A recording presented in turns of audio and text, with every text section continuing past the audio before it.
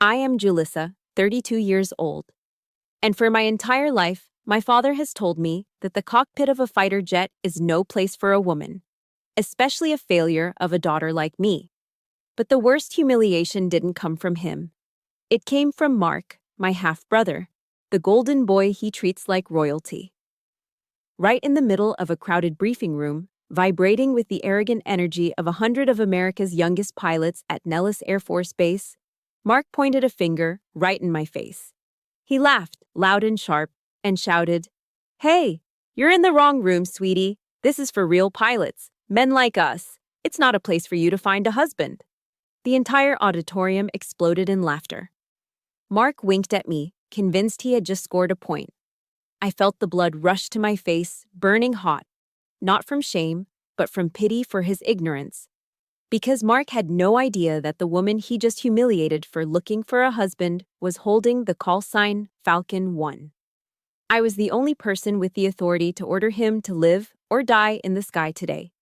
Before we continue, let me know in the comments which state you are watching from, and hit that subscribe button right now if you want to see an arrogant brat get taught a lesson he will never forget by the very person he despises. The air inside the main briefing room at Nellis Air Force Base always smelled the same. It was a stale mixture of recycled air conditioning, trying and failing to fight off the Nevada desert heat, combined with the sharp scent of burnt government-issue coffee and the overwhelming musk of testosterone.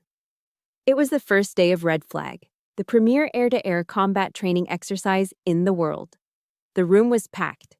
Rows of theater-style seats were filled with the best and brightest, or at least the loudest, young fighter pilots the Air Force had to offer. They were all wearing their green flight suits, zippers pulled to the perfect height, patches gleaming on their shoulders. They were talking with their hands, mimicking dogfights, laughing too loud, posturing. It was a sea of egos, and I was just a rock they were flowing around. I stood near the front, off to the side, near the water cooler. I was wearing a sterile, unadorned flight suit, no name tag, no rank insignia on my shoulders, no unit patches, just plain olive drab green. To the untrained eye or the arrogant eye, I looked like support staff. Maybe intelligence, maybe administration, maybe just someone lost. I held a styrofoam cup of lukewarm water, watching them. I observed the way they moved, the way they grouped together in little tribes of confidence. They looked at me, and then they looked right through me. To them, a woman in this room without a visible rank was invisible. She was furniture. Then the double doors at the back swung open, and the volume in the room seemed to shift. Lieutenant Mark Wyatt walked in. My half-brother. Even from across the room, he looked exactly like our father. He had that same square jaw, that same perfectly styled blonde hair that defied the helmet hair regulations, and that same swagger that said he owned the building. He was flanked by two other pilots, his wingmen in the bar, if not in the air. He was laughing at something one of them said, slapping him on the back. He looked like the poster child for a recruitment commercial. He scanned the room, looking for a prime seat, and his eyes landed on me. He stopped. A confused frown creased his forehead, and then it smoothed out into a smirk that made my stomach turn. He didn't see a captain. He didn't see a veteran. He saw his failed big sister. He nudged his buddy and walked straight toward me, his voice cutting through the ambient chatter. "Julissa," he said, loud enough for the first 5 rows to hear. The chatter died down. Heads turned. "What are you doing in here? Did you get lost looking for the admin building?" I didn't move. I kept my face neutral, my hands resting loosely by my sides. "Hello, Mark," I said, my voice even. He chuckled, shaking his head as if he was dealing with a slow child. "Seriously, Jules, this is the red flag briefing, the big leagues. Did Dad send you to drop off my lunch or something?" He stepped closer, invading my personal space, pointing a finger at the door. "You need to clear out, sweetie. We're about to talk tactics. Real flying stuff. Not the paperwork Dad said you were better suited for." He turned to the room, spreading his arms wide, performing for his audience. "My sister, everyone. Looks like she's trying to find a husband since the flying career didn't work out." The room erupted. It wasn't just a few chuckles. It was a roar of laughter. 100 men, fueled by adrenaline and pack mentality, jeering at the woman standing alone by the water cooler. Mark winked at me, a cruel, dismissive gesture. "Go on now," he said, waving his hand as if shooing a fly. "Maybe you can grab us some fresh coffee on your way out. This pod is empty." The heat rose in my neck. My heart hammered against my ribs, a physical reaction to the public flaying. I felt the weight of their eyes, the dismissal, the sheer injustice of it. My fingers curled inward, nails digging into my palms inside my pockets. I wanted to scream.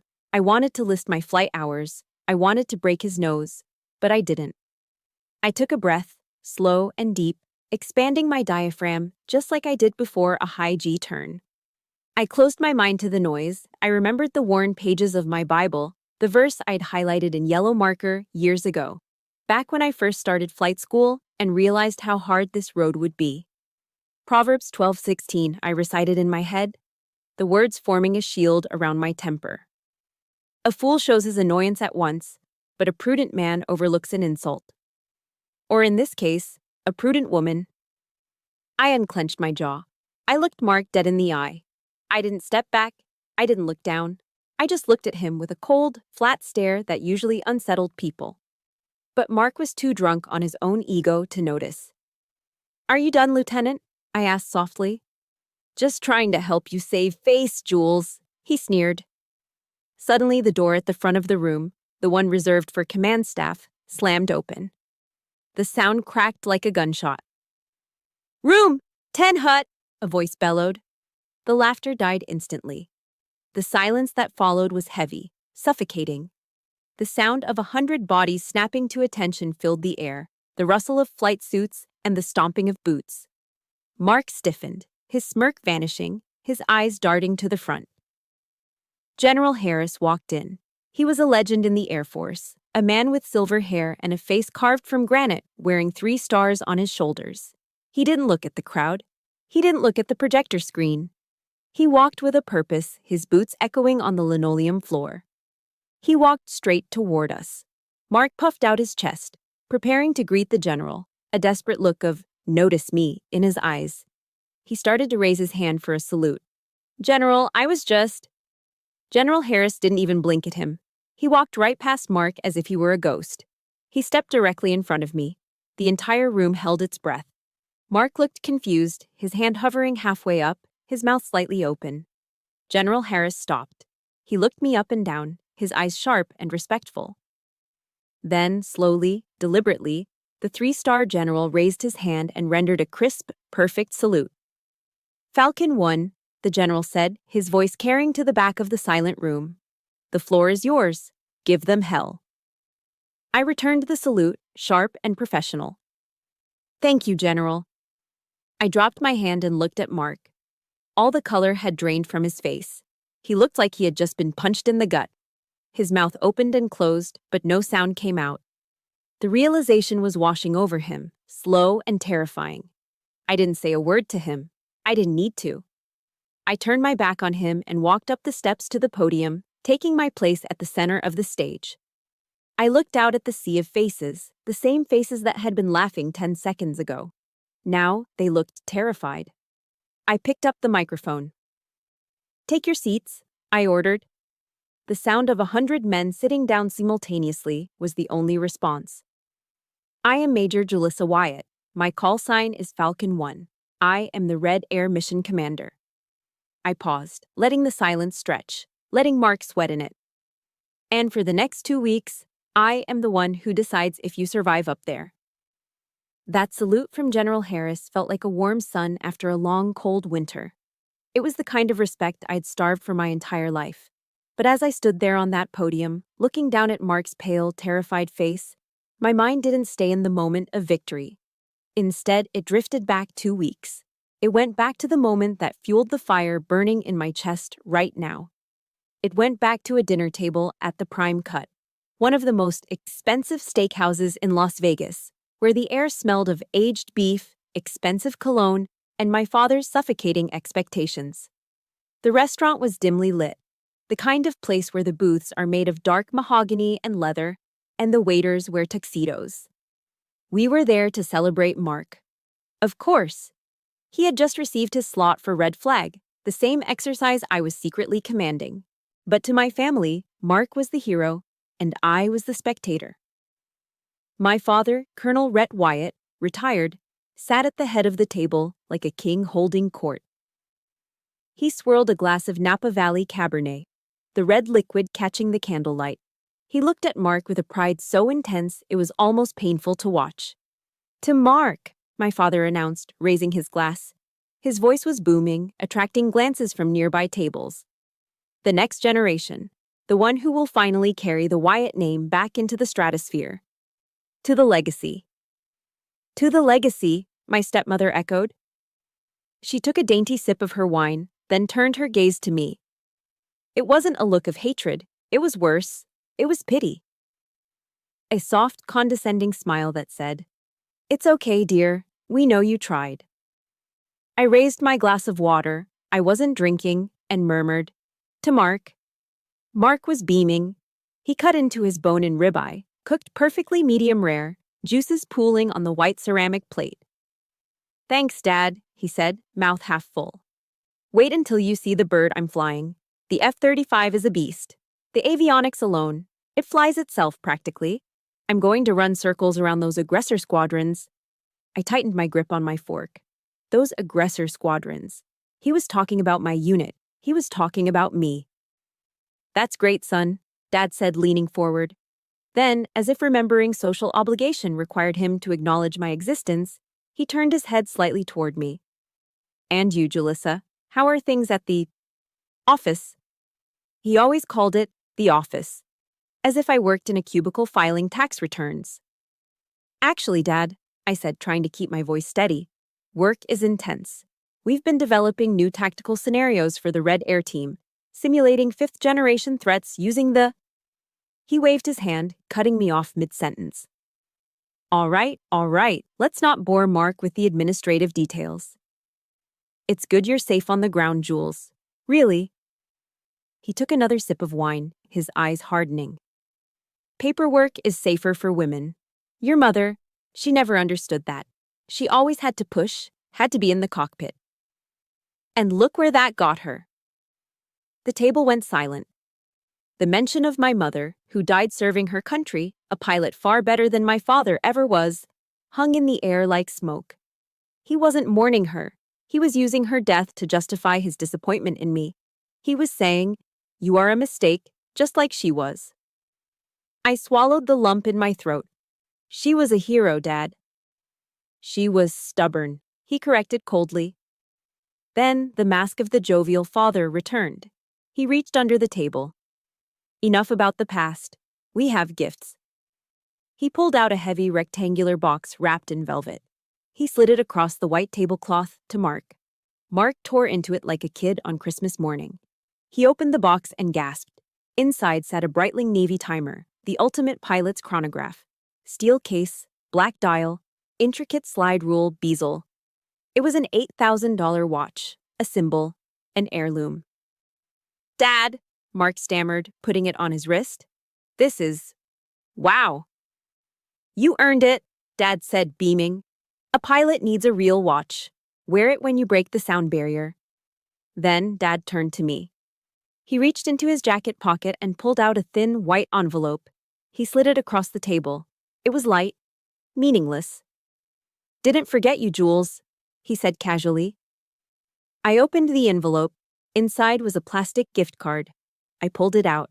It was for a grocery store chain. Whole Foods.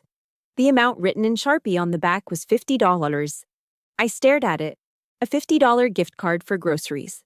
The contrast was so violent it felt like a physical slap. $8,000 and a legacy for the son. $50 and a suggestion to go buy milk for the daughter. It wasn't about the money. I made a major's salary. I didn't need his money. It was the message.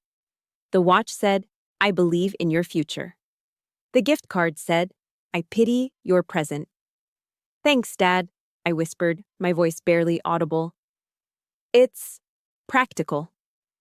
"Gotta eat, right?" Mark laughed, admiring his new watch. "Maybe you can buy some of that organic kale you like." This is the moment where I felt something break inside me. It is a pain that is hard to describe unless you have felt it yourself. If you are listening to this and you have ever been the child who was overlooked, the one who was never enough, no matter how hard you tried, I need you to know you are not alone. Please hit that like button right now to show that we are stronger than their neglect. And in the comments, I want you to simply write, "I am worthy." Let's create a wall of support for everyone who has ever received the gift card treatment while someone else got the gold. I couldn't sit there anymore. The smell of the steak was suddenly making me nauseous. The sound of their laughter felt like sandpaper on my skin. "Excuse me," I said, standing up abruptly. "Restroom." I didn't wait for a response. I walked quickly past the other tables, past the happy families and the business deals, and pushed into the ladies' room. It was quiet in there. The floor was black and white tile, pristine and cold. I gripped the edge of the marble sink, my knuckles turning white. I stared at my reflection in the expansive mirror. I looked for my father in my face, but I didn't see him. I saw her. I saw the sharp eyes of my mother. I saw the jawline that didn't know how to quit. I turned on the faucet, letting the cold water run over my wrists. I didn't cry. Crying was for the girl who wanted her daddy's approval. That girl died at the dinner table tonight. They don't know, I whispered to my reflection, the sound bouncing off the tiled walls. They think I'm a secretary. They think I'm weak. I dried my hands on a paper towel, my movements slow and deliberate. I thought about the mission briefing scheduled for 2 weeks from now. I thought about the flight roster I had already approved. I thought about the call sign Falcon 1. I tossed the paper towel into the trash bin. It hit the bottom with a soft thud. "Enjoy the watch, Mark," I said to the empty room. "Because in 2 weeks, time runs out." I straightened my blazer, fixed a loose strand of hair, and walked back out to the dining room. I sat down, finished my water, and watched them celebrate. I didn't say another word. I didn't have to. I knew something they didn't. The check was coming, and eventually, everyone has to pay. That reflection in the restaurant bathroom mirror, the one framed by warm golden light and expensive tile, faded from my mind. It was replaced by a different kind of reflection, one I knew far better. It was the ghostly, pale reflection of my own face staring back at me from a black computer monitor in a windowless room deep beneath the Nevada desert. They called it the Vault. It was a sensitive compartmented information facility, or a CIF. It smelled of ozone, burnt wiring, and the distinct metallic scent of loneliness. There were no windows, no clocks, and the only sound was the low, constant hum of server banks, cooling down the massive supercomputers that ran the war simulations. This had been my home for the last 3 years. This was where Julissa Wyatt died and where Falcon 1 was built from the ashes. It started with the incident. The memory still tasted like copper in my mouth. 3 years ago, I was on the fast track. I was flying F-16s, logging hours, keeping my head down. Then came a routine training sortie with Kyle "Ripper" Vance. Kyle was everything the Air Force loved: loud, confident, and male.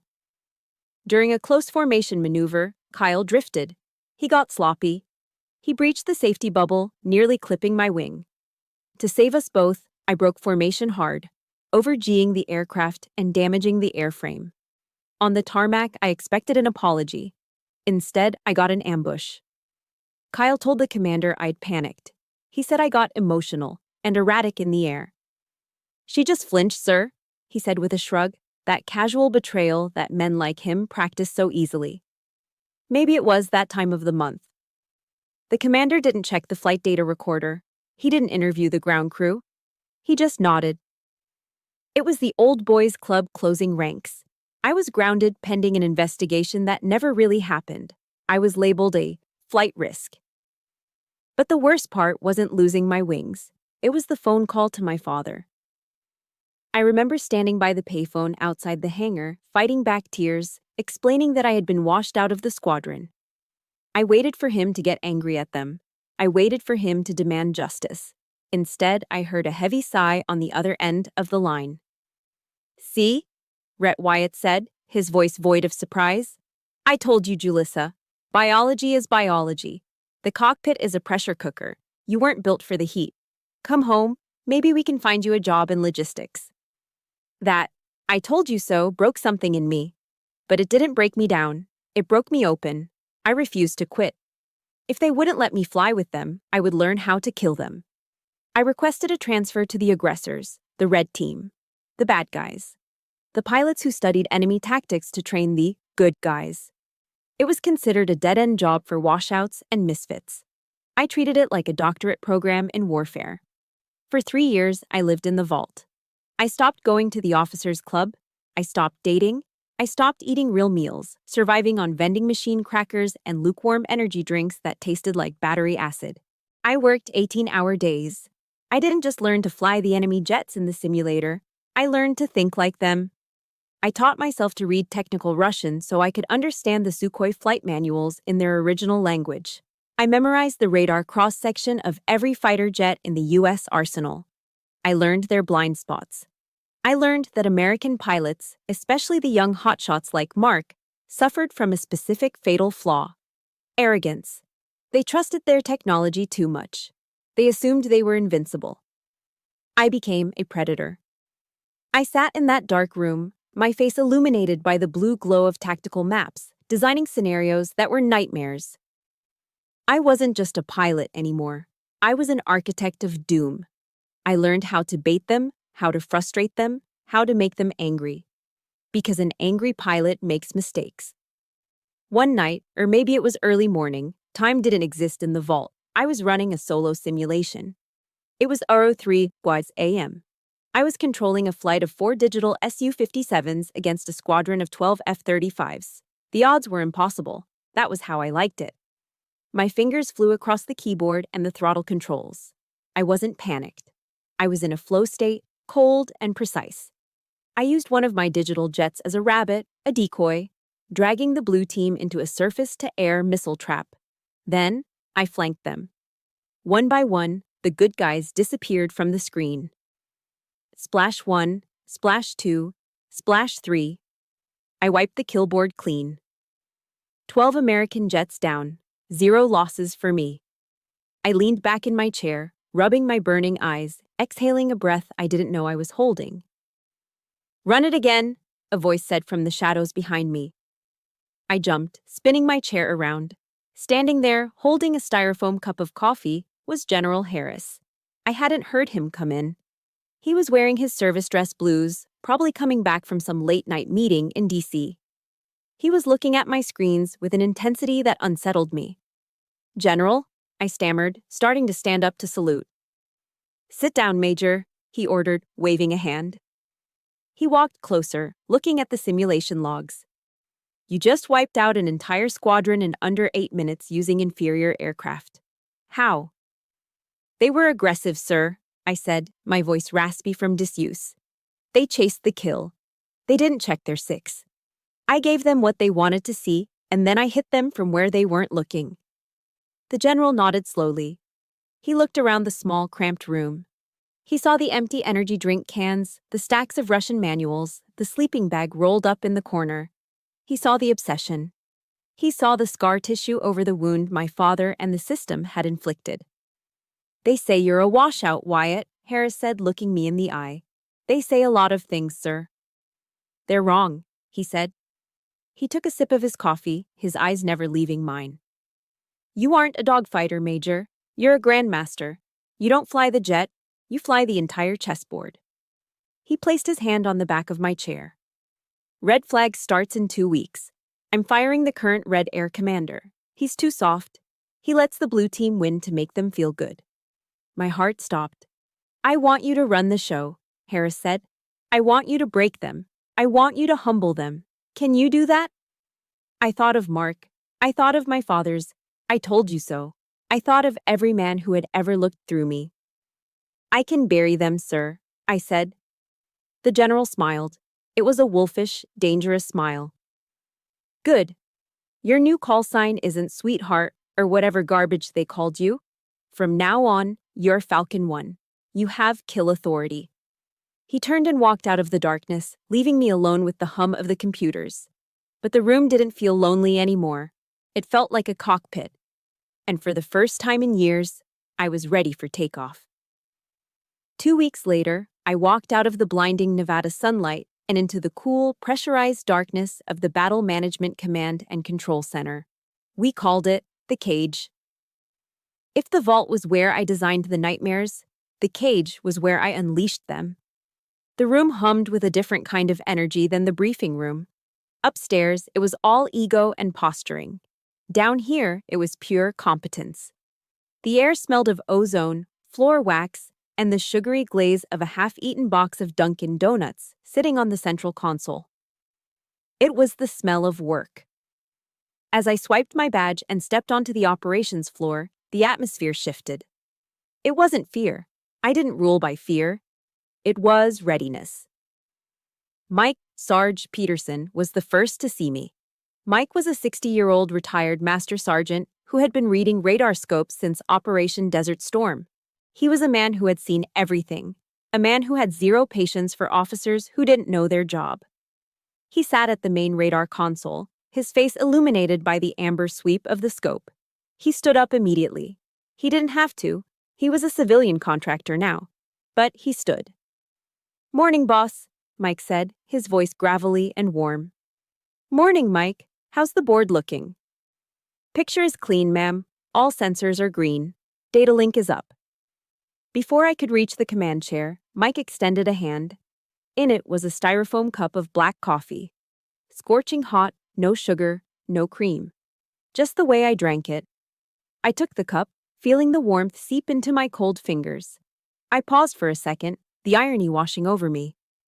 2 weeks ago, my brother had told me to fetch coffee for the real men. Today, a man who had forgotten more about aerial combat than Mark would ever learn was serving me coffee. Not because I was a woman, not because I was a Wyatt, but because I was the mission commander. "Thanks, Mike," I said. "You're gonna need it," he grunted, sitting back down. Blue Air is taxiing. They sound enthusiastic. I moved to the center of the room, to the elevated platform that gave me a view of every screen. Sarah, my lead intel analyst, was already typing furiously at her station. Sarah was 24, a wizard with electronic warfare data. She could look at a jumbled mess of radio waves and tell you what the pilot had for breakfast. "Good morning, Major," Sarah said, not looking up from her keyboard. Her fingers were a blur. "I've loaded the threat libraries you requested. We're simulating SA-20 radar signatures today. High altitude, long range, nasty stuff." "Good work, Sarah," I said, taking my seat. I put on my headset, the foam cups sealing out the ambient hum of the servers. I adjusted the microphone. "Listen up, everyone." The room went silent. Every head turned slightly towards me, every ear listening. "Today isn't just a training sortie," I said, my voice calm but projecting to every corner of the room. "We have 100 young pilots up there who think the F-35 makes them invincible. They rely on their stealth. They rely on their sensors. They think the machine makes the man." I took a sip of the bitter coffee. "Our job today isn't to kill them. Not yet. Our job is to strip them naked. We are going to jam their comms. We are going to flood their scopes with ghost targets. We are going to separate the flight leads from their wingmen. We are going to teach them humility." "Copy that, boss," Mike said, cracking his knuckles. "Humility is my specialty." "Sarah," I asked, "patch me into the Blue Air frequency, passive monitoring only. I want to hear what they're saying before the fight starts." "Patching you in now," Sarah said. A burst of static filled my headset, followed by the crisp, overly confident voices of the Blue Force pilots. They were chatting on the tactical frequency, a violation of radio discipline, but they didn't care. They were the Wyatts, or at least the team led by one. "Check out that sunrise, boys," a voice said. I recognized it instantly. It was Mark. Even through the digital distortion of the radio, his arrogance was unmistakable. "Looks like a good day for a turkey shoot. I bet the red team is still waking up." "You think they sent the B team today, Viper?" another pilot asked. Viper was Mark's call sign. "Of course it was. Cliché."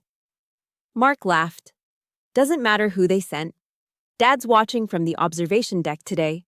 I'm gonna bag 3 bandits before lunch. Just stay out of my way and watch the masterwork. My hand tightened around the armrest of my chair. The mention of my father watching, of course he was there. He wasn't there to watch the exercise, he was there to watch Mark's coronation. Sarah turned in her chair, pulling one ear cup away. She looked at me with wide, hesitant eyes. She knew who Mark was. Everyone on base knew the rumors about the Wyatt siblings. Major. Sarah hesitated, her voice dropping to a whisper so the others wouldn't hear. Isn't that your brother? Lieutenant Wyatt? I looked at Sarah. I saw the concern in her eyes. She was worried that I might be compromised. She was worried that I might go easy on him, or worse, that I might let my emotions cloud my judgment. I looked up at the main tactical display. The massive screen on the wall showed the entire Nevada test and training range. To the south, a cluster of blue symbols was pushing north. To the north, my red force, 4 aggressor F-16s painted in black and gray camouflage, were orbiting in a holding pattern, waiting for my command. Sarah, I said, my voice flat, devoid of any warmth, look at that screen. What do you see? She blinked. Blue force, ma'am. 4 F-35s. Exactly, I said. I see 4 aircraft. I see heat signatures. I see radar cross-sections. In this room, Sarah, I don't have a brother. I don't have a father. I have targets. And right now, that lead target is flying sloppy. Sarah straightened up, her expression hardening into professionalism. She nodded once. Understood, boss. Mike, I called out. What's the status of my Red Air flight? Red flight is on station, Major. They're thirsty. Lead pilot is asking for permission to engage. I checked the time. It was 18 hours exactly. Rules of engagement are active, I said into the microphone, my voice broadcasting to my pilots in the air and my team in the room. Red lead, this is Falcon 1. You are cleared to commit. Execute Plan Alpha. Separate the leader from the pack. Make him think he's alone out there. Falcon 1, red lead copies. Fights on. On the big screen, the red symbols turned south, accelerating. They moved like a pack of wolves descending on a lost sheep. The blue symbols kept drifting north, oblivious, chatting about the sunrise, completely unaware that the ground beneath them had just shifted. I leaned back in my chair, watching the geometry of the battle form. Mark was up there, soaring in the expensive jet my father loved more than me, wearing the watch that cost more than my car. He thought he was the main character of this story. But down here, in the dark, surrounded by the people who actually respected me, I held the pen. Mike, I said softly, jam their data link. With pleasure, boss. The electronic warfare suite activated. Up in the sky, Mark's fancy displays were about to start lying to him. The game had officially begun. The radar screen in front of me was a sea of black, punctuated by the glowing geometry of war. From my elevated chair in the cage, I watched the digital representation of the Nevada desert. To the uninitiated, it looked like a video game. To me, it was a psychological profile of every pilot in the sky. And right now, the profile for Viper 1, Lieutenant Mark Wyatt, was flashing red with narcissist. Red lead, execute maneuver Delta, I murmured into my headset. Dangle the carrot. On the screen, one of my aggressor F-16s broke formation. It flew slow and low, banking lazily to the west, acting like a wounded bird separated from its flock. It was the oldest trick in the book. A disciplined pilot would ignore it, stick to the mission package, and maintain air superiority coverage. A disciplined pilot would know that a lone, slow target in a high-threat environment is never actually alone. But Mark wasn't disciplined. He was hungry. Tally-ho! Mark's voice crackled over the speakers, loud and distorted by adrenaline. I've got a visual on a bandit. Single ship, low 9 o'clock. He looks lost. Viper 1, stay in formation. His wingman, a nervous-sounding lieutenant named Miller, pleaded. We have a mission objective to cover the bombers. Screw the bombers, Mark snapped. I'm not letting a free kill fly away. I'm engaging. I watched the blue symbol representing Mark's F-35 peel away from his flight group. He hit the afterburners, diving toward my decoy. He was chasing glory. He was thinking about the kill count he could brag about at the bar tonight. He was thinking about our father, who was undoubtedly watching the telemetry feed from the VIP observation deck, nodding in approval at his son's aggressive instincts. Mark didn't see the trap. He didn't see the two other red F-16s lurking in the radar shadow of the canyon walls, invisible to his sensors because he was too focused on the easy kill. He was flying blind, guided only by his ego. "Sarah," I said, keeping my voice calm, "give me the threat assessment." "He's flying right into a simulated SA-20 kill box, boss," Sarah replied, her fingers flying across the keyboard. "And he's got 2 bandits closing on his 6 o'clock. He's dead in 30 seconds. I had a choice. I could let him die now. I could let my pilots light him up, turning his expensive stealth fighter into digital confetti. It would be satisfying. It would prove I was right. But it would be too easy. If he died now, he would make excuses. He would say his sensors malfunctioned, or the simulation was rigged, or he was just unlucky. My father would back him up. "Bad luck, son. You'll get them next time." No. I didn't want him to just lose. I wanted him to be humiliated, and for that I needed him to think he was winning. I needed to inflate his ego until it was so big that when it finally popped, the sound would shatter the windows. But I still had a job to do. I was the safety observer as well as the mission commander. I reached for the switch on my console that activated the voice modulator. It deepened my voice, stripping it of gender and identity, turning me into the anonymous voice of God. "Viper 1, I broadcasted on the guard frequency, the emergency channel everyone monitored. You are entering a high-threat zone, multiple SAM indications. Bandit ambush imminent, abort run, return to formation." There was a pause. For a second, I thought he might listen. I thought maybe, just maybe, the training would override the arrogance. Then, Mark keyed his mic. "Command, get off the channel.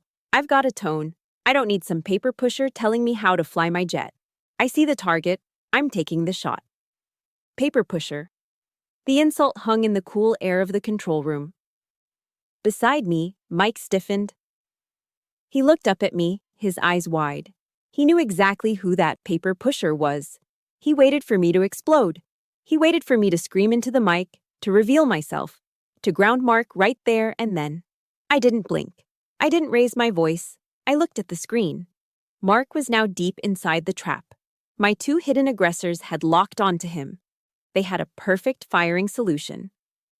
"Fox 2 solution acquired," my red lead pilot reported in my ear. "I have him dead to rights, Falcon 1. Request permission to kill." I watched the geometry on the screen. Mark was lining up his shot on the decoy. He was seconds away from his victory.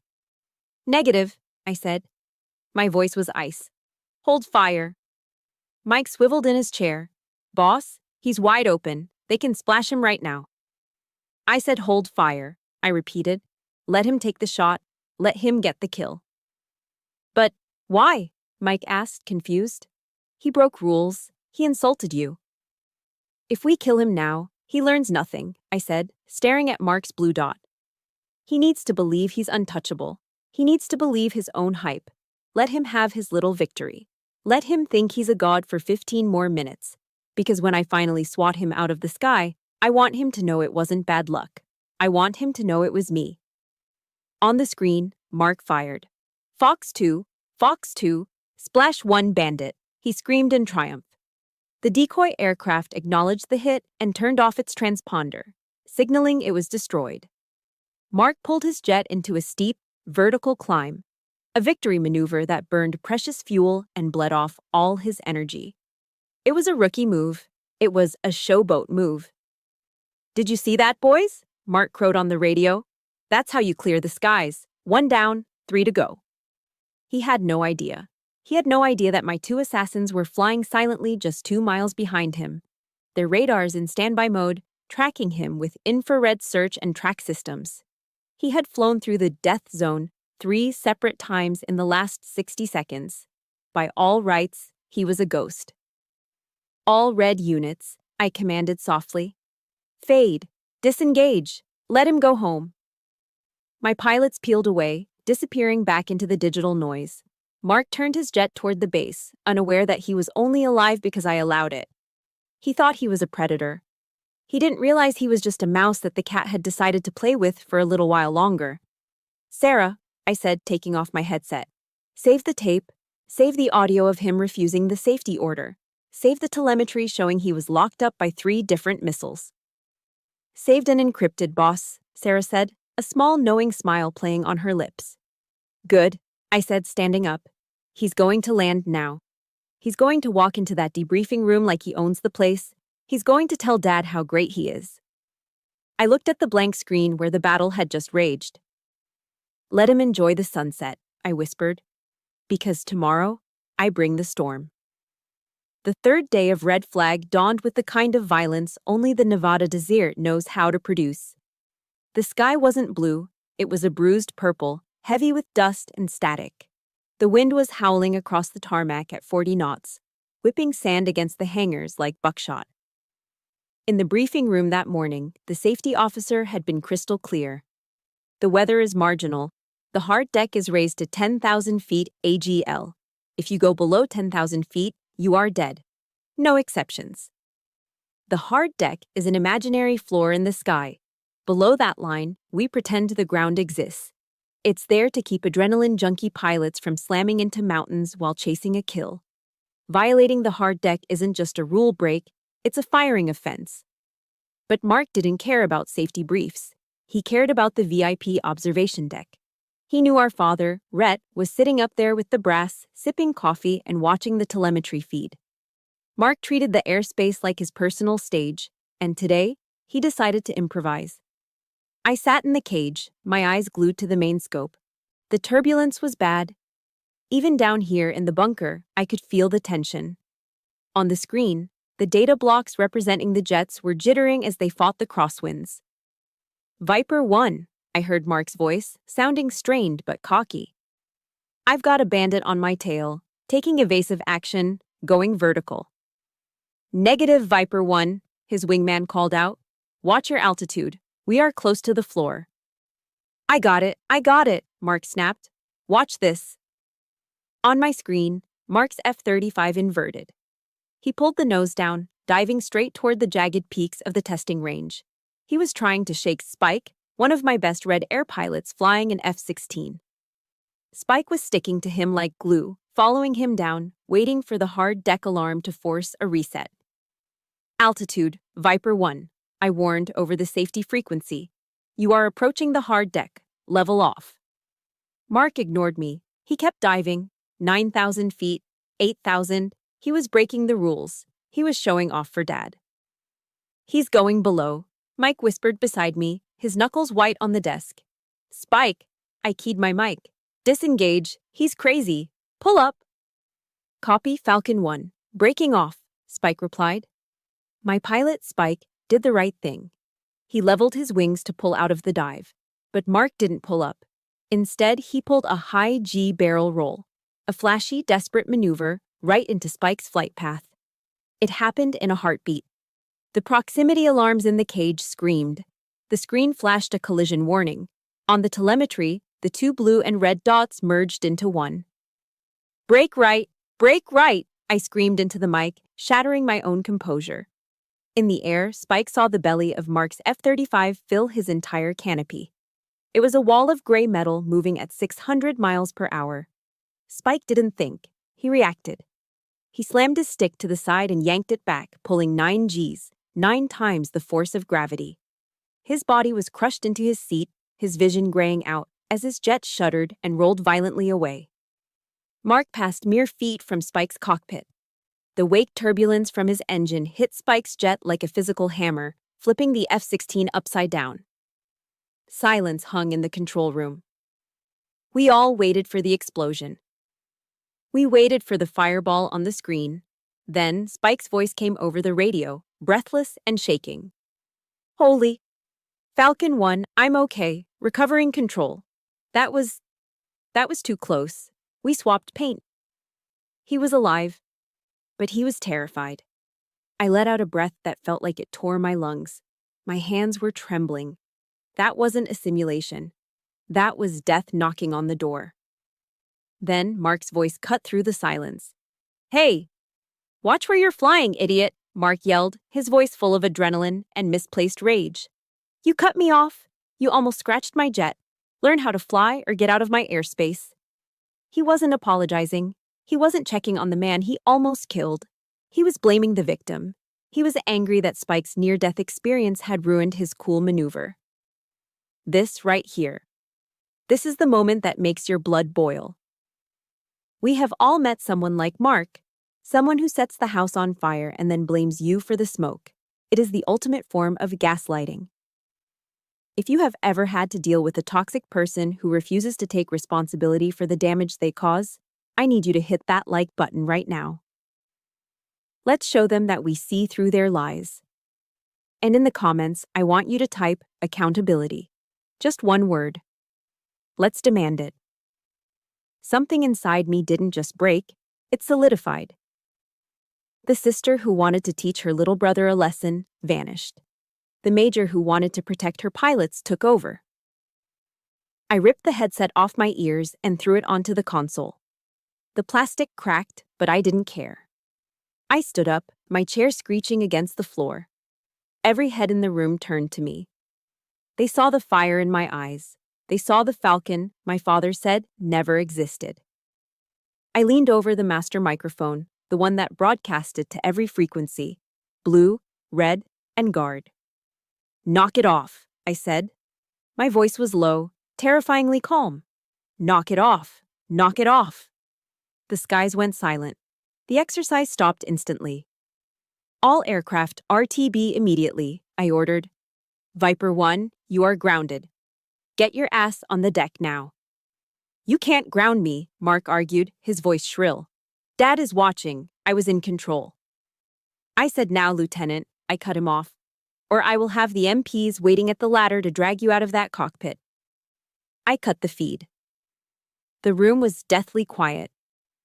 Mike looked up at me, a mixture of fear and awe on his face. "Major," he asked softly, "what are we doing for tomorrow? The final exercise?" I stared at the blank screen. Mark had almost killed one of my men. He had proven he was dangerous. He wasn't just arrogant, he was a liability. And my father was up there, probably telling the general that it was Spike's fault. I looked at Sarah. "Pull the safety protocols for the final scenario," I said. "Which ones, ma'am?" "All of them," I said. "Prepare Protocol Alpha." Sarah gasped. "Protocol Alpha, ma'am, that activates the entire integrated air defense system, the simulated SAM sites, the electronic jamming, the Golden Horde scenario. That's impossible to survive. It's designed for a full-scale war simulation, not training." "He wants a war?" I said, picking up my broken headset. "He wants to be a hero?" "Fine." I walked toward the door. I needed air. I needed to prepare. "Tomorrow," I said, looking back at my team, "we don't teach. Tomorrow the sky falls. Activate everything.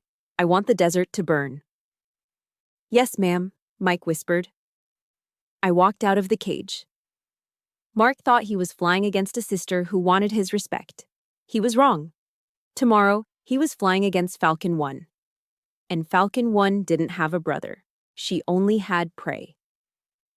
The sun hadn't even breached the horizon over the Sheep Range Mountains when my phone vibrated against the center console of my truck. It was 06 hours. The air outside was cool, that deceptive desert chill before the heat turned the tarmac into a frying pan. I stared at the screen. The caller ID read, "Dad." I picked it up, staring at the Nellis flight line through my windshield. The F-16s and F-35s were silhouettes against the purple dawn, sleeping beasts waiting to be woken up. "Major Wyatt," I answered, keeping my voice professional. "Julissa," my father's voice boomed, skipping any pleasantries. He sounded chipper, probably already on his second cup of coffee at the casino hotel. "I'm heading to the observation deck with General Harris in an hour. Big day today, the final sortie." "It is," I said, my grip tightening on the steering wheel. "Mark is flying lead again." "Exactly," Rhett said, his tone shifting to that confidential, patronizing frequency he used when he wanted a favor. Listen, I know yesterday was bumpy. Mark told me about the turbulence. He said that aggressor pilot cut him off. Dangerous flying by your team, Jules. You need to rein them in. I almost laughed. It was a dark, bitter sound that got stuck in my throat. Mark had nearly killed a man, violated a hard deck safety order, and screamed at a superior officer. And in Rhett Wyatt's world, it was my team's fault. It was always someone else's fault. Is that what he told you? I asked. The point is, Rhett bulldozed over me. Today needs to be flawless. The general is deciding on the final roster for deployment. I want you to make sure your brother shines today. Don't throw any curveballs. Give him a standard scenario. Let him look good. For the family name. He wasn't asking me to do my job. He was asking me to fix the game. He was asking me to betray my uniform to prop up his ego.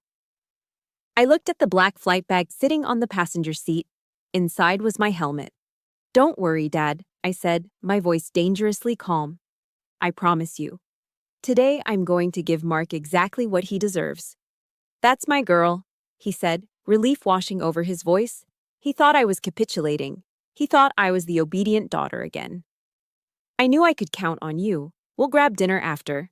Steaks are on me. I hung up. I didn't tell him that he wouldn't have an appetite for steak by the time I was done. I walked into the facility, bypassing the coffee mess and heading straight for the server room. Sarah was already there, looking pale. She had seen the flight plan. Boss, she said, standing up as I entered. I did what you asked. I accessed the threat library. Show me, I said, leaning over her shoulder. On the screen was the electronic warfare profile for the day's mission. Usually we projected simple radar signatures, MiG-29s, Su-27s, standard threats. I reprogrammed the DRFM jammers, I said, pointing to the code. We aren't just jamming them today, Sarah. We're gaslighting them.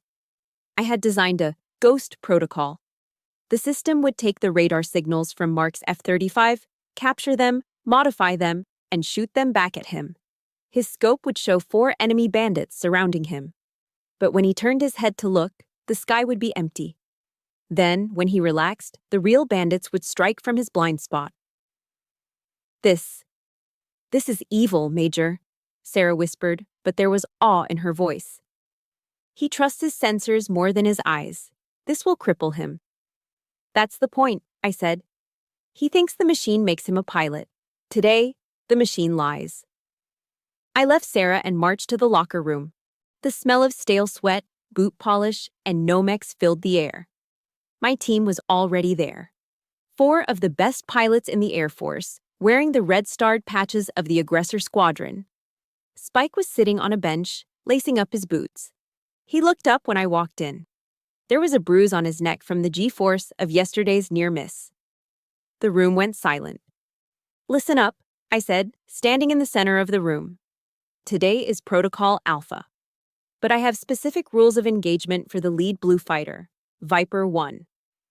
The pilots exchanged glances. They hated Mark. They wanted blood. We don't kill him quick, I ordered. If you get a lock on him, don't take the shot immediately. I want you to peel away his wingmen first. Pick them off one by one. Force him to watch his team die. Isolate him. We're going to leave him all alone out there, Spike said, a grim smile forming. Exactly, I nodded. I want him stranded in the middle of the desert with 4 bandits circling him. I want him to feel the panic. I want him to understand that without a team, he is nothing. And who takes the kill shot, boss? Spike asked. You want me to finish him. I shook my head. I walked over to my locker, the one I hadn't opened in 3 years. I spun the combination lock. Clack, clack, clack. No, I said, pulling the metal door open. You just heard the sheep. The wolf is eating today. Inside the locker hung my G-suit. It was olive drab, heavy with zippers and air bladders designed to squeeze my legs and keep the blood in my brain during high G maneuvers. Next to it was my helmet, the visor dark and scratched from 1,000 hours of combat training. I took off my service uniform jacket. I unbuttoned my shirt. I stepped into the G-suit, the familiar sound of heavy zippers closing around my legs, feeling like I was putting on armor.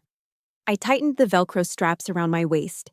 I pulled on my combat boots, tying the laces tight enough to cut circulation. For the last 2 weeks, I had been the voice in their ear. I had been the paper pusher my brother mocked.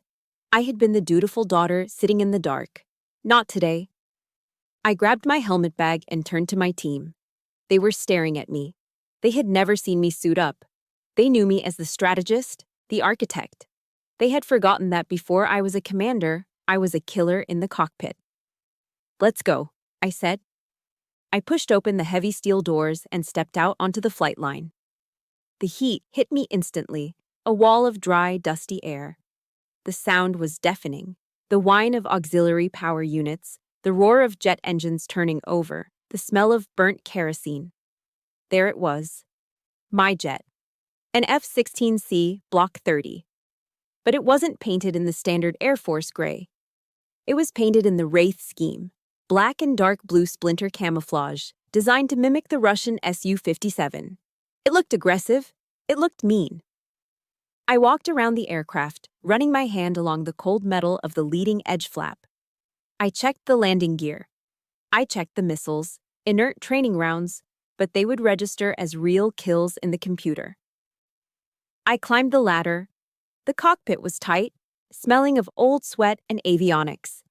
I strapped in, connecting my oxygen hose, plugging in my comms cord. I lowered the canopy. The world outside became muffled, distant.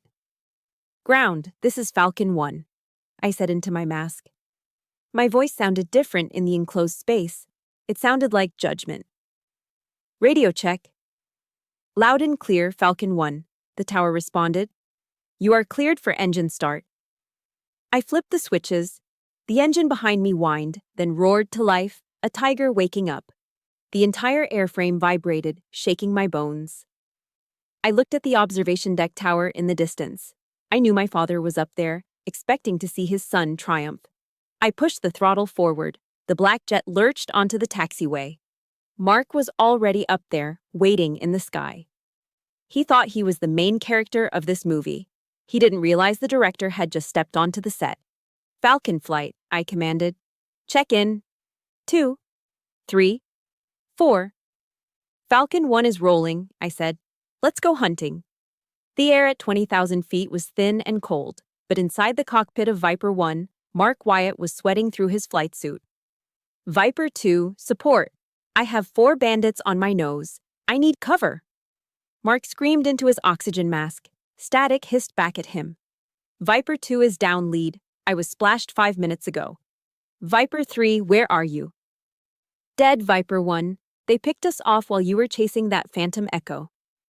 Mark was alone. I watched him from 2 miles back, sitting comfortably in the shadow of his vertical stabilizer. I was flying my black F-16 Aggressor, painted to look like a Russian ghost. My radar was off. My heat signature was masked by the sun. To him, I didn't exist. But on his sophisticated $40 million helmet display, he was seeing nightmares. My ghost protocol was working perfectly.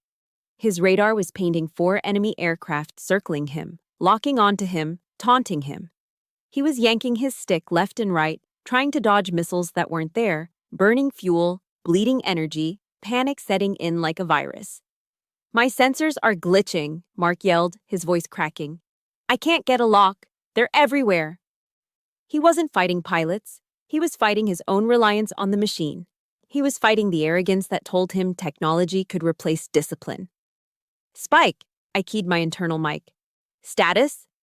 "He's all yours, Falcon 1.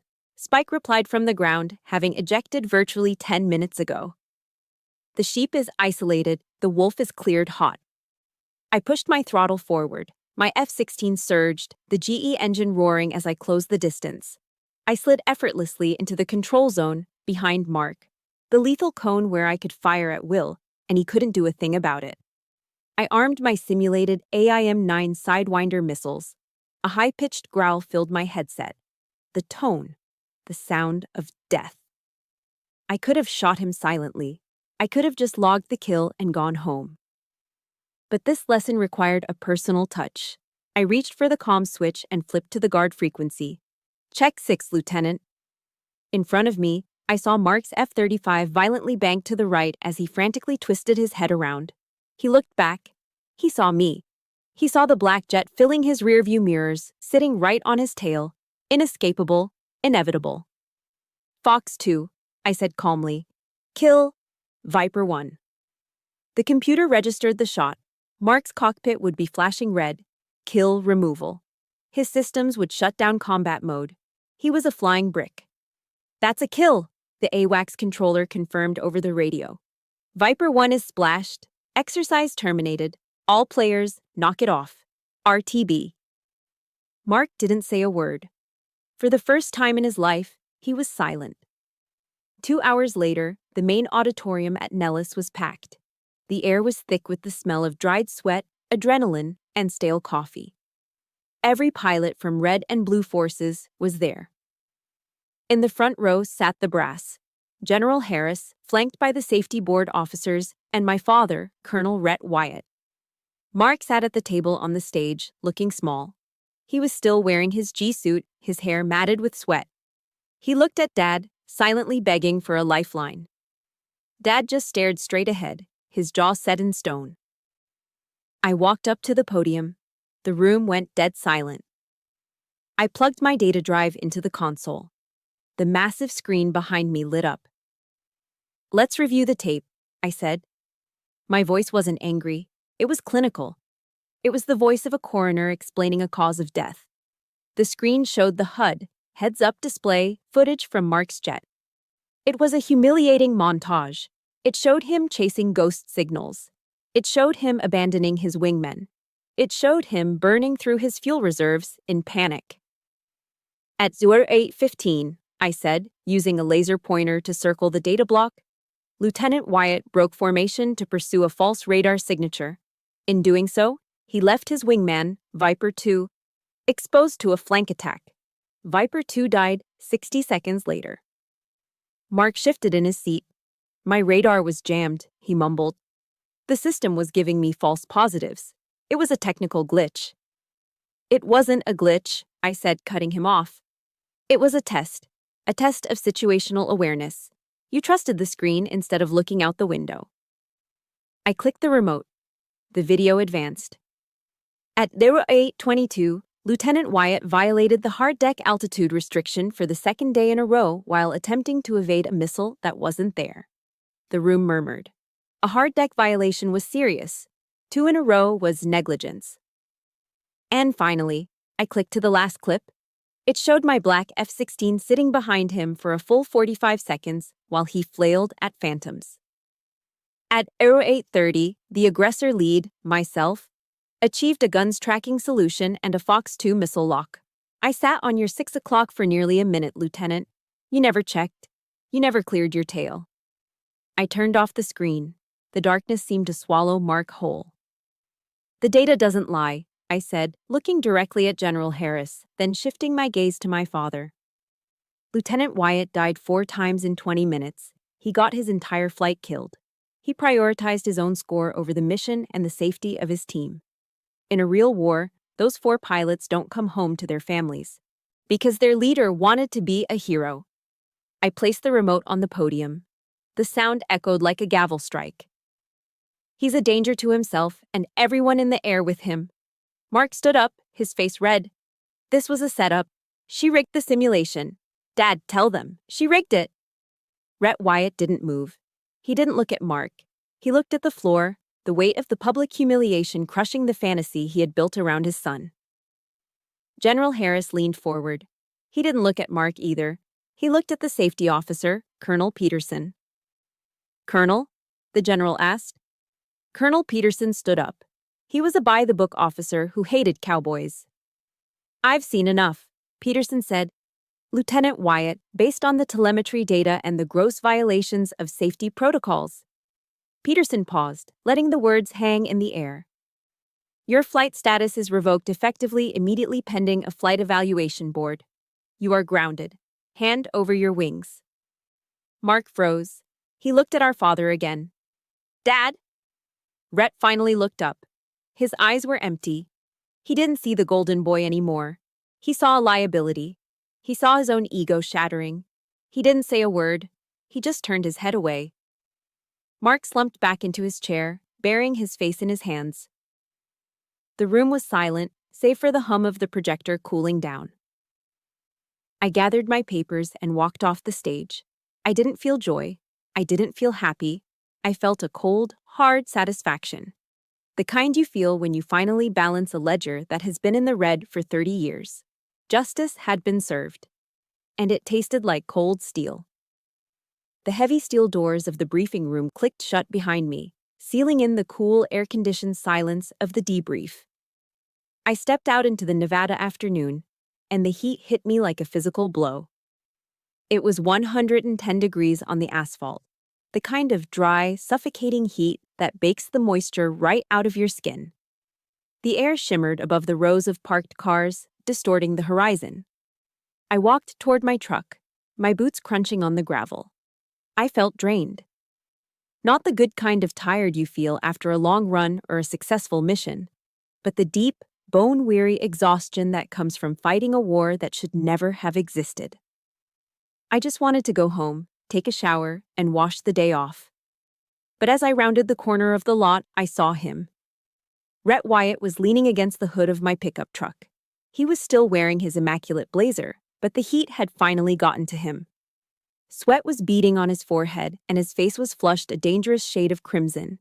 He wasn't pacing, he was waiting, like a predator waiting for the prey to break cover.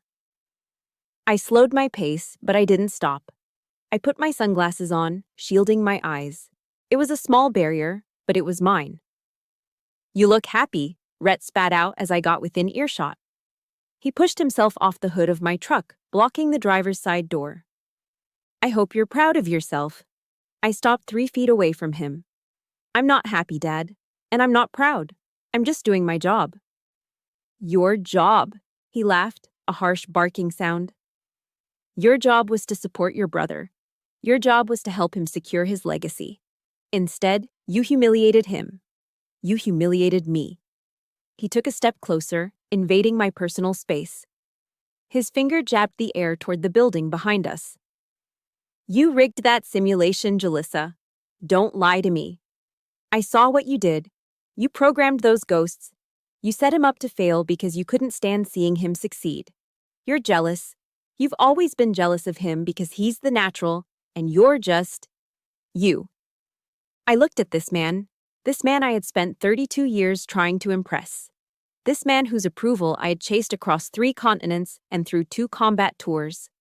And suddenly, looking at him sweating in the parking lot, ranting about his own ego while his son's career lay in ruins, the illusion finally shattered. I didn't feel angry anymore. I felt nothing. A verse from the Bible floated into my mind, clear as a bell. Matthew 7:6. "Do not give dogs what is sacred. Do not throw your pearls to pigs. If you do, they may trample them under their feet and turn and tear you to pieces." For years, I had been throwing my pearls, my achievements, my love, my loyalty, at his feet, and he had trampled them every single time. It wasn't because I wasn't good enough. It was because he didn't know the value of pearls. I took a deep breath, inhaling the scent of hot tar and sagebrush. "I didn't humiliate him, Dad," I said, my voice steady and low. "You did." "Excuse me?" he sputtered, his eyes bulging. "You humiliated him by making him believe he didn't have to work for anything," I continued, cutting him off. "You gave him a watch instead of a work ethic. You taught him that rules were for other people. And today, the real world finally hit him." "He's a Wyatt," Rhett shouted.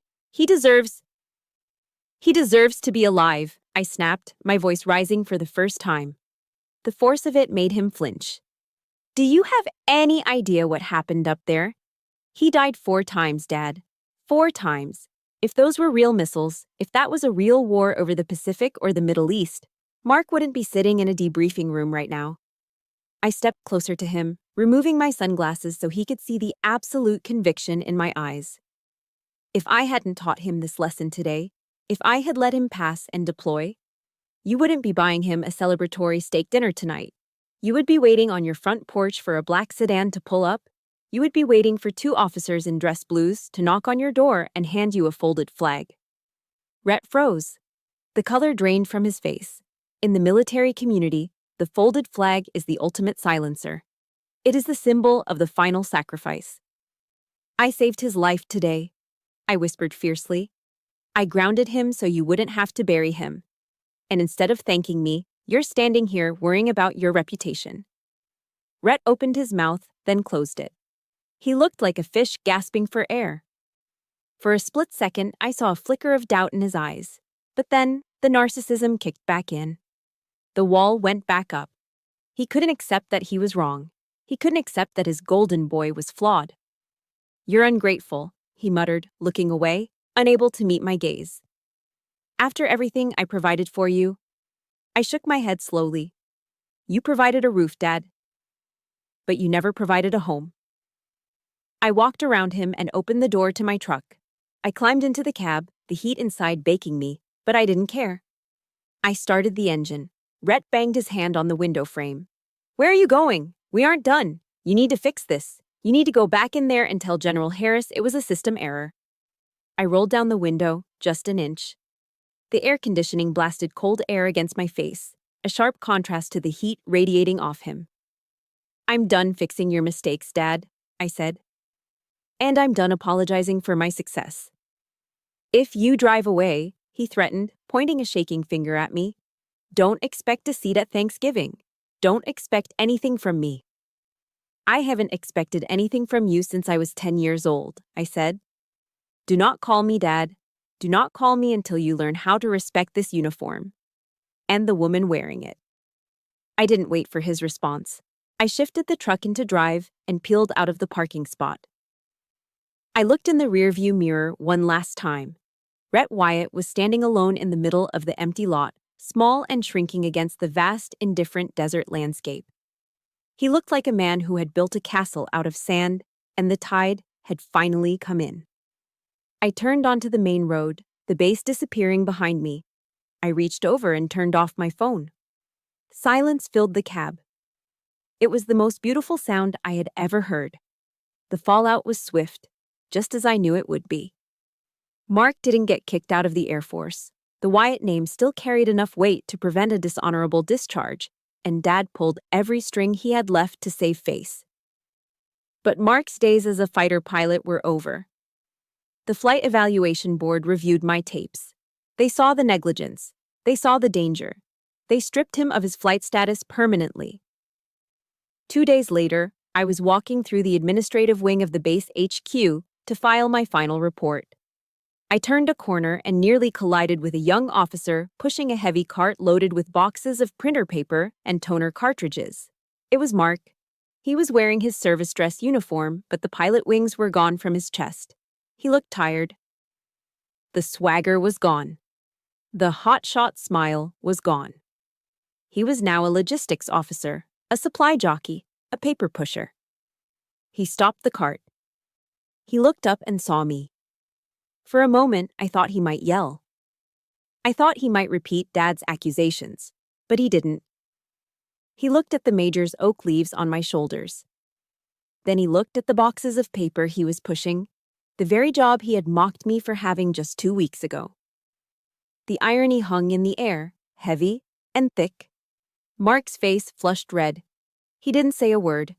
He just lowered his head, eyes fixing on the linoleum floor, and pushed his cart past me. The wheels squeaked. A sharp, annoying sound that faded as he disappeared down the long, fluorescent-lit hallway. I didn't stop him. I didn't gloat. I didn't say, I told you so. I just kept walking. I had a squadron to command. And for the first time in my life, I wasn't walking in anyone's shadow. I was walking in my own light. 1 year. It is strange how time works. When you are suffering, when you are the invisible girl standing in the corner of a crowded room, time drags. It feels like wading through wet concrete. But when you are flying, when you are finally, truly free, time moves like an F-16 in full afterburner. It blurs. I stood by the large tempered glass window of my office, looking out at the shimmering heat of the Nellis Air Force Base flight line. The view was magnificent. From here, I could see everything. I could see the maintenance crews prepping the jets, the fuel trucks weaving in and out, and the pilots walking toward their aircraft with that distinct, heavy-footed swagger. I took a sip of my coffee. It wasn't the burnt, sludge-like liquid from the briefing room pot anymore. It was a fresh brew from the machine in the corner of my office. My office. I turned back to my desk. A mahogany nameplate sat on the edge, catching the afternoon sun. It didn't say assistant or admin. It read, Major Jalissa Wyatt, Commander, 64th Aggressor Squadron. A lot had changed in 12 months. After the red flag incident, as it was now whispered about in the officers' club, General Harris didn't just promote me, he gave me the keys to the kingdom. He put me in charge of the entire opposing force program. I wasn't just designing scenarios in a dark vault anymore, I was leading the wolves. My door was open. Outside in the bustling bullpen, I could hear Spike laughing with a new transfer pilot, probably retelling the story of how he almost died and how his boss saved him. The atmosphere wasn't toxic. It wasn't competitive in that nasty, cutthroat way it used to be. It was sharp. It was professional. It was a family. I sat down in my leather chair and woke up my computer monitor. I had a stack of performance evaluations to sign and a budget meeting with the Pentagon in an hour. But first, I had to clear my inbox. I scrolled through the usual traffic. Logistics reports, weather updates, training schedules, and then I stopped. My finger hovered over the mouse. There, buried between a memo about runway maintenance and a request for leave, was a name I hadn't seen pop up on my screen in exactly 365 days. Sender, Rhett Wyatt. Subject, just checking in. My heart didn't race. My palms didn't sweat. That panic response, conditioned into me since childhood, was gone. Instead, I felt a strange, detached curiosity. It was like looking at a specimen in a jar. I clicked open the email. Julissa, I hope this email finds you well. I heard through the grapevine that you made major. Congratulations. That's a big step. Things here are quiet. The house feels empty. Your stepmother sends her love. Look, I'm writing because I'm in a bit of a bind, and I thought, given your new position, you might have some pull. Mark is having a hard time in logistics. The work doesn't suit him. He's miserable, Jules. I know there was friction between you two, but he's still your brother. There's a slot opening up for a transport pilot on a C-130 cargo run out of Ramstein. It's not fighters, but it's flying. If you could put in a good word with General Harris, maybe smooth things over, I think it would be a great fresh start for him. We should talk. It's been too long. Let's bury the hatchet. We're family, after all. Best. Dad. I leaned back in my chair, reading the words again. It was a masterclass in narcissism. No apology, no acknowledgement of the screaming match in the parking lot. No. I'm sorry I told you that you were a failure. Just a casual congratulations, followed immediately by a request for a favor. He called his son's near-death experience and gross negligence friction. He called my year of silence too long. He hadn't changed, not one bit. He was still trying to use me to fix the golden child. He still thought that family was a magic word that erased years of emotional neglect. For a moment, the 10-year-old girl inside me woke up. She wanted to reply. She wanted to type out a furious paragraph detailing every hurt, every slight, every birthday he missed, every time he looked at me with disappointment. She wanted to scream, "Why do you only call when you need something?" But the major silenced her. The major knew better. I knew that if I replied, even if it was to say no, he would take it as an opening. He would argue. He would gaslight. He would drag me back into the mud. Narcissists don't care about negative attention. They just crave attention. They feed on the engagement. I looked at the options on my screen.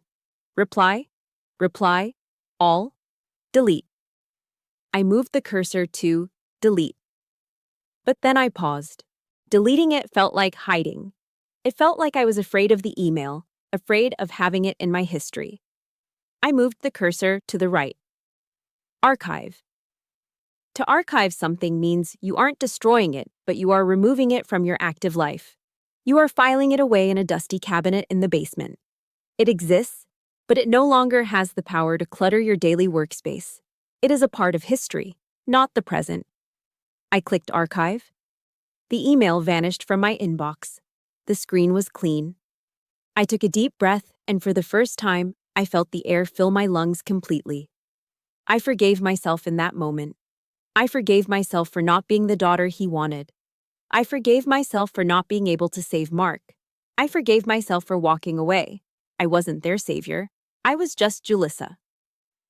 I stood up, grabbed my flight cap, and walked out of the office. I passed Sarah's desk. Heading out to the line, boss? She asked, looking up from her screens. Yeah, I smiled. I need some fresh air. I walked out of the air-conditioned building and into the heat. The sun was beginning to dip low, painting the Nevada sky in streaks of violent orange and bruised purple. It was the golden hour. The sound hit me first, the roar of afterburners tearing through the atmosphere. I looked up. A flight of 2 F-16s, painted in the black and blue wraith scheme of my squadron, was rotating off the runway. They pulled vertical, climbing straight into the sun, leaving twin trails of white vapor behind them. They looked like birds of prey. They looked dangerous and beautiful. I watched them climb until they were just specks against the vastness of the sky. My father used to tell me the story of the phoenix, the bird that burns and rises from the ashes. He told it to Mark, saying it represented resilience. He never told it to me. He didn't think I had any fire in me. He was wrong. I didn't need his fire. I had built my own. I had burned down the life they tried to force me into, the life of a secretary, of a spectator, of a disappointment. And I had risen from those ashes not as a daughter, but as a commander. The wind whipped at my hair, smelling of jet fuel and sage. I closed my eyes and listened to the roar of the engines. It was the sound of my heartbeat. It was the sound of my life. I was 33 years old. I was alone in the traditional sense, no parents calling to check on me, no brother to share holidays with. But standing there on the tarmac, surrounded by the thunder of freedom, I had never felt less lonely. I opened my eyes and looked at the horizon, where the mountains met the sky. I am Julissa Wyatt, I whispered to the wind. And I am not his daughter anymore. I watched the jets disappear into the clouds. I am Falcon 1. I turned around and walked back toward the hangar, ready for the next mission. The sky was wide open, and for the first time, it was all mine. Hitting that archive button was the hardest maneuver I ever executed, harder than any dogfight. But sometimes you have to eject from a toxic situation to save your own life. If my story resonated with you, if you are currently fighting to find your own sky away from someone else's shadow, I want you to know, you are cleared for takeoff. Please hit that like button if you believe in choosing peace over ego. And make sure to subscribe to the channel so we can keep sharing stories of resilience together. In the comments below, tell me, have you ever had to archive a family member to save yourself? I'll be reading your stories. This is Falcon 1, signing off.